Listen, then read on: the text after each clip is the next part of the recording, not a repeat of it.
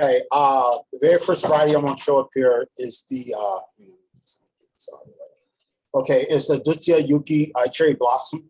The great thing about this variety is it's got very good clean foliage, green foliage. But what's really outstanding about this is just it gives you this beautiful pink rosy flowers. It's got almost like white bud, but it turns into this beautiful, vast amount of flowers you have for this variety. The great thing about this one also too is you also get this beautiful amber red foliage when it comes to the fall. So you have two great seasonal colors for this variety. We still have some good numbers of these available. We got like 3,925. This do sell quick, so make sure you let your customers know that they want to try to place these on their orders to get them out the door. This variety usually blooms around the late spring, going up into the summer. But like I said, once again, got some good numbers, beautiful foliage, great seasonal flowers, and also great seasonal foliage. Next picture, please. Okay, the Ikea Little Henry. This is a variety that's good for if you just need something to fill up your landscape. Great for borders, and some people are using that for it. And also you can use it for artistic designs, as you can see how it is on that brick wall. It has a beautiful tier, selection of flowers, white flowers on it. This variety is known for blooming in the late spring, going up into early summer. And once again, this is another variety that gives you great seasonal attraction. You got the beautiful white flowers, and it has this fall foliage. It reminds you of the Lymus Atlas compacta, which is more of a selection, almost like a burning bush. So you got some people who's got more of a spiritual feeling, like Jeff. You could go ahead and put some of those burning bushes in your selection in the yard. But like I said, we got some good numbers of these still available. The thing to keep in mind also too, that this variety, it will lose its leaves, but we usually when we at the end of the season, we put these in houses and we cover them up to protect them. It's not in the area where it's exposed to wind, so you might see sometimes that it doesn't lose all its leaves.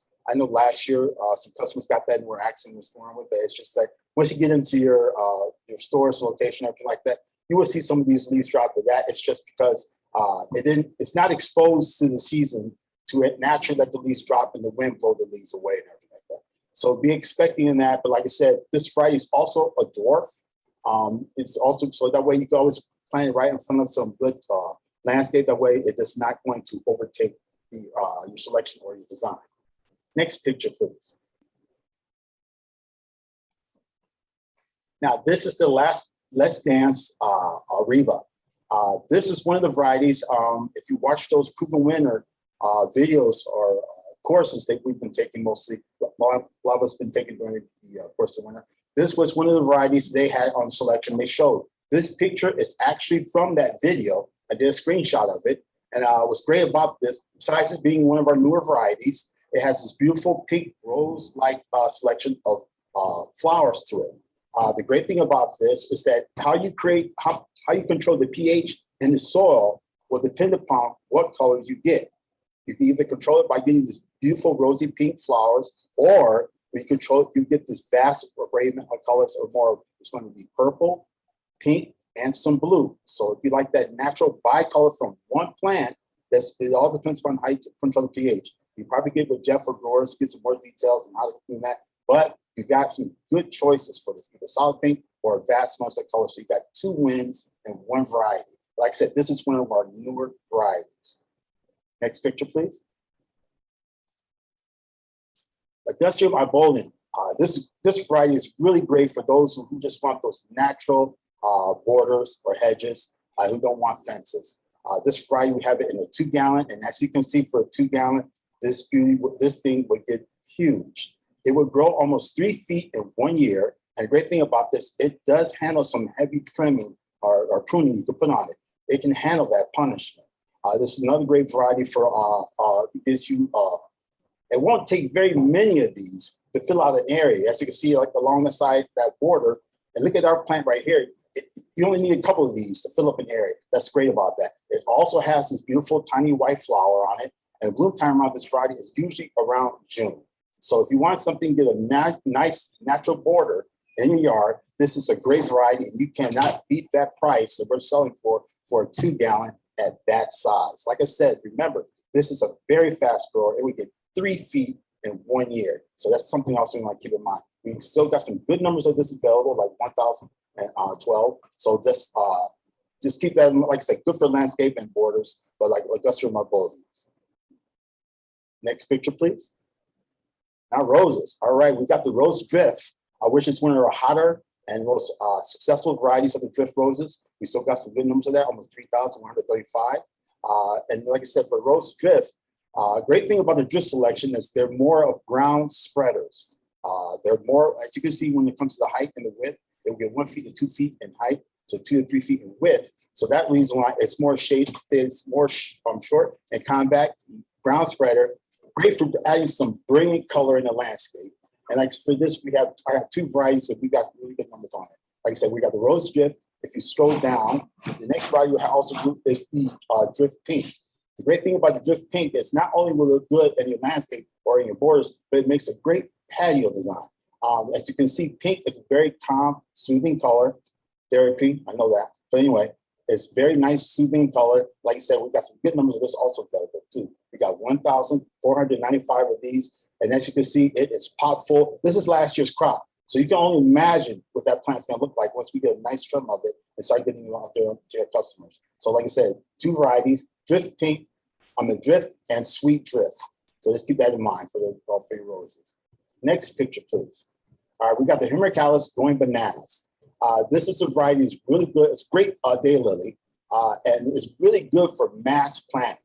As you can see, you're going to get a beautiful yellow banana-like color-like flowers to this, and it's very low maintenance. This is a variety that's really good for planting in urban areas because it can handle some of the polluted city environments. It's also good for slopes and dry soil. And like I said, mass plant these varieties, and as you can see a picture to the right, is great for that nice natural border when it comes to landscape. Landscapers love this variety, and it's one of our repeat bloomers. And this will bloom between the early summer all the way up into the fall. Next picture, please. Then we have the eumonymous greenland. This is a variety that's really good for those who just want to put something in your yard just to fill up that area that's bare and barren. Great thing about the eumonymous greenland that it has a very waxy coating on the leaves, and the advantage of that, it will protect it from winter burn and it won't dry out as fast. Of course, when it does get hot, you want to water this, especially when you first get it in for your first season. Water it when it really needs to, especially in those hot seasons, because when you take care of it, it will give you a beautiful effect. You can be creative with the design for this, as you can see some pictures. Some people just use it for natural borders. It's very, very low maintenance. And as you can see, this is what some of our last year's crop is left.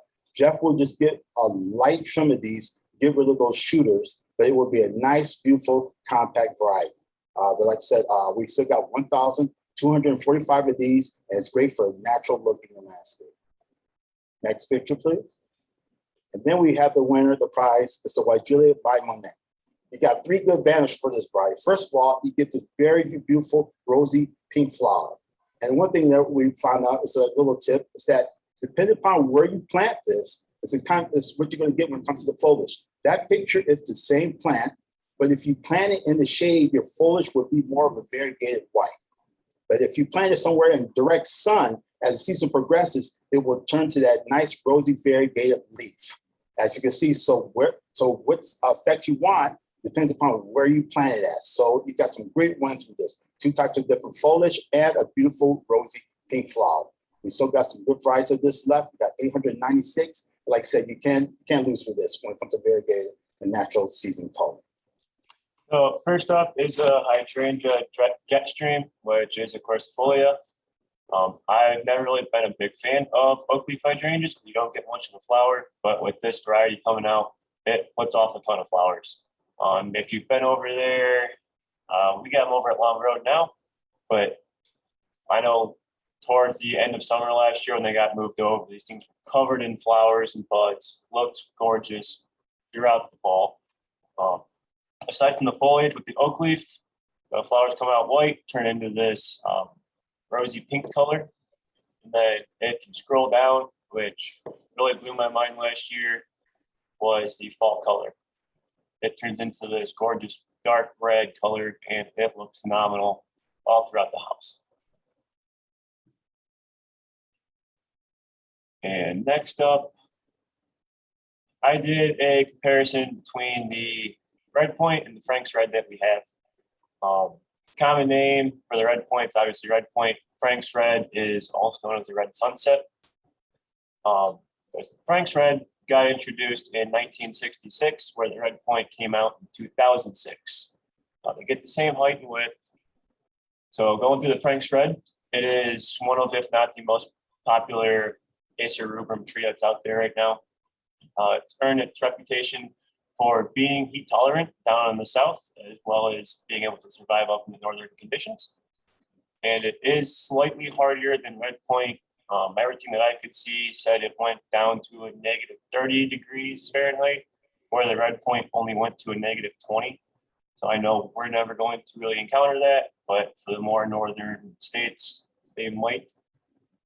As far as the red point goes, it is better heat and drought tolerance. It's more adaptable to the urban growing conditions. So if you're looking for more of a city tree, that might be your better option.